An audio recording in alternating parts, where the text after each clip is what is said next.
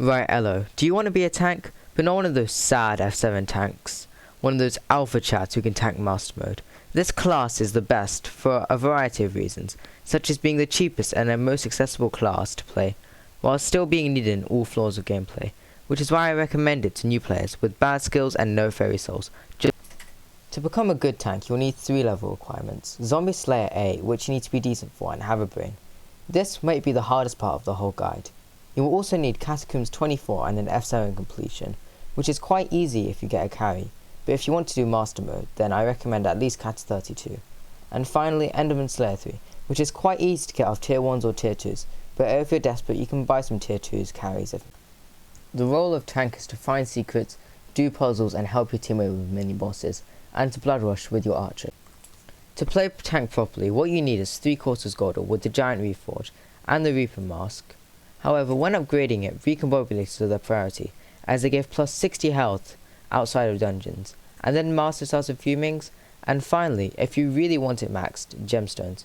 But they are the final resort, as playing millions for a small amount of stat increase isn't always the best idea.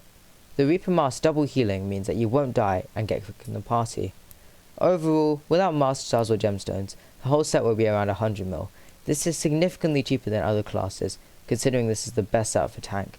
If you are still struggling, Second Life helmets such as the Bonzo Mask and the Spirit Mask can help you survive while your team kills the boss, such as on M5. As well as that, various weapons will be needed to operate functionally and to not get bullied on skyblock Discord servers. The first is the Juju Shortbow, which is also useful if you have damaging gear to play hybrid tank. An Axe of the Shredded is a necessity if you want to play higher floors, as the healing from throwing is a lot, and with a healer can replenish your health instantly. Finally, an Aspray Wand, which is used to stun mini-bosses, which in Master Mode can one-tap your whole team and make you cry. An Astrea is the best weapon for a tank, as it is all-purpose, healing, increasing your defense and teleporting you around. It is around 1 bill, but it is well worth. Finally, for the pets, a blue whale pet is the most optimal. A good level 100 with a Shelmet can run you up to 40 mil, but it is well worth the cash. Its ability significantly increases your health by more than 20% and increases your defense as well. However, it is receiving a fat nerf as seen on the alpha server, going from a 15% defense increase to a 5%. Overall, gear is the most important thing, but there are still a few general tips to know. 1. Blood rush with your archer.